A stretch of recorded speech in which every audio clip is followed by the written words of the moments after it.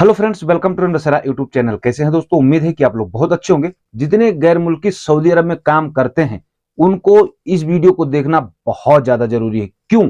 क्योंकि अक्सर आपने देखा होगा किसी को सैलरी को लेकर प्रॉब्लम, सैलरी नहीं मिलती है। अगर किसी कारणवश उन्होंने केस कर दिया, केस फाइनल हो गया, स्पॉन्सर बोल देते ठीक है चलो मैं तुम्हारा बोनस दे दूंगा, तुम्हारा सैलरी दे दूंगा, वो भी नहीं देते, फिर बाद में भी फंस जाते हैं, फाइनल एग्जिट लग जाता है।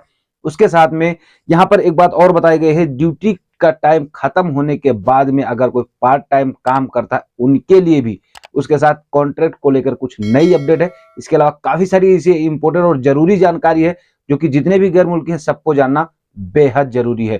तो वीडियो के अंत तक बने रहिएगा भाई, वीडियो को शेयर करना मत भूलिएगा, वीडियो बहुत ज्यादा महत्वपूर्ण है।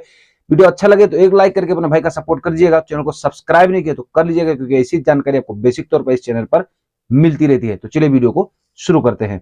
तो दोस्तों सबसे पहली अपडेट उन लोगों के लिए जो लोग केस किए हैं अपने कफील के ऊपर या कंपनी के ऊपर में, और केस उनके हिसाब से फाइनल हो चुका था, उनका कुछ बेनिफिट या जो भी पैसा वगैरह बाकी था उसको लेकर के देखिए यहां पर किसी ने जवाजात से सवाल किया था।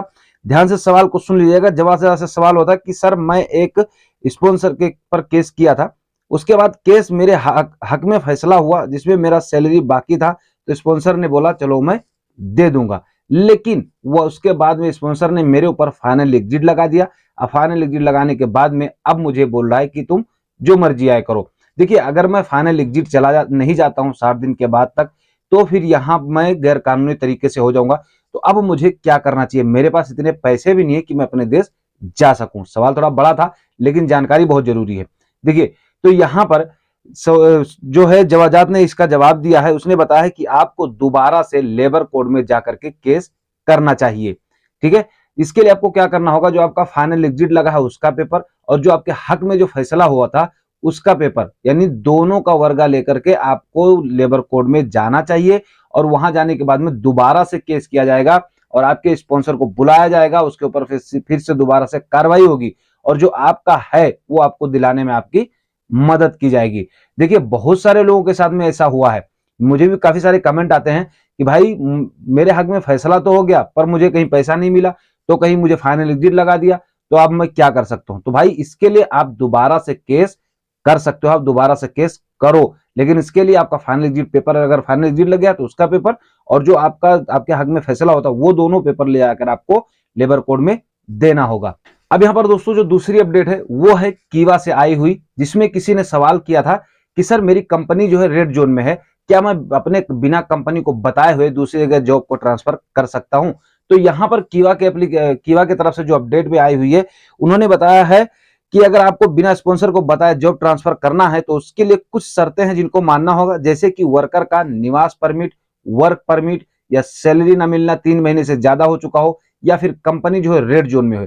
तो इससे में आपको कोई टेंशन लेने की जरूरत नहीं है, आप बिना स्पॉन्सर को बताए अपना नकल कफाला करा सकते हो, यानी तनाजुल ले सकते हो। देखो इसको मैंने आपको कल की वीडियो में बताया था, लेकिन अब आप लोगों को हो सकता है ना विश्वास रहा हो। यहाँ पर आप फोटो देख लीजिएगा, हमने देखा ही तो फोटो में क्लियर तरीके से कीवा ने समझा दिया, आपको टेंशन लेने की जरूरत नहीं है। ठीक है कि आपकी कंपनी आप पे हुरूप लगा देगी या कुछ कर देगी, कुछ भी नहीं होगा भाई, वो खुद रेड जोन में है। यहाँ पर बहुत से लोगों का सवाल होता है कि सर मेरी सैलरी जो है वो मेरा कफील नहीं दे रहा है, मेरा सैलरी लेट में मिल रहा है, तो इसके लिए मुझे क्या करना चाहिए? तो यहाँ पर ministry of human resource and social development की तरफ से बताया गया है कि अगर कोई भी स्पॉन्सर आपकी सैलरी टाइम से नहीं देता है या सैलरी ही नहीं देता है, तो इसके लिए आपको लेबर कोड का सहारा लेना चाहिए, क्योंकि ये इन्हीं सब चीजों के लिए बनाया गया है, वर्कर के हक में ही।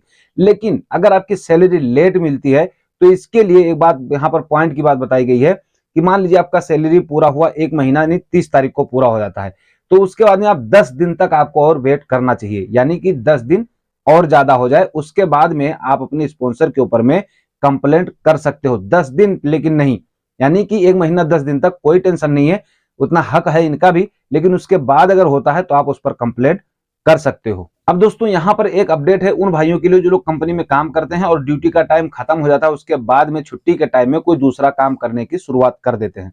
तो उनके लिए यहाँ पर एक सवाल किया गया था कि सर मैं कंपनी में काम करता हूँ, ड्यूटी खत्म होने के बाद में मैं बाहर में काम करता हूँ, क्या ये गलत है या सही है? मेरा स्पॉन्सर मुझ पर एक्शन ले सकता है कि नहीं ले सकता है? तो यहाँ पर आप फोटो देख लीजिएगा। यहाँ पर बताया गया है कि लेबर कोड ने बताया कि आर्टिकल नंबर 157 का खिलाफत है। यदि वर्कर अपने छुट्टी के समय अगर दूसरा काम करते हैं तो इसके लिए आपका स्पॉन्सर आपकी सैलरी को रोक सकता है। वहीं पर जो है आपका सारा सिस्टम ने आपका सारा डाटा भी जब्त करवा सकता है। जब्त करवाने का मतलब समझते हैं ना, आप पर कंप्लेंट भी कर सकता है। आप दूसरी जगह काम नहीं कर सकते हो। अगर आपका स्पॉन्सर आपसे यार, अब देखो ये ज्यादा खुल के बात बताने वाली बात नहीं है क्योंकि बहुत से लोग करते हैं ऐसा।